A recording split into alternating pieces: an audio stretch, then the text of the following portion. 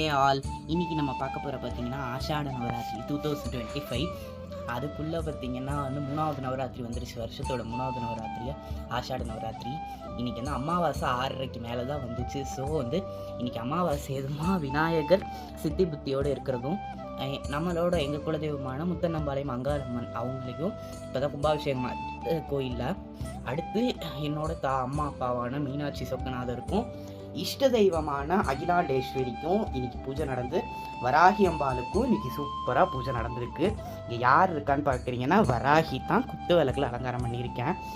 இந்த அலங்காரம் கொஞ்சம் நல்லா வந்திருக்க மாதிரி எனக்கு தோணுச்சு. நான் ஃப்ளீட்ஸ்லேருந்து எல்லாமே இது குத்து விளக்கில் நான் அம்பாள் பண்ணி முத்து கணேசன் அவங்கள்ட்ட வாங்கினேன். அம்பாள் ஃபேஸ் வச்சு பண்ணியிருக்கேன். எப்படி இருக்குன்னு சொல்லுங்கள்.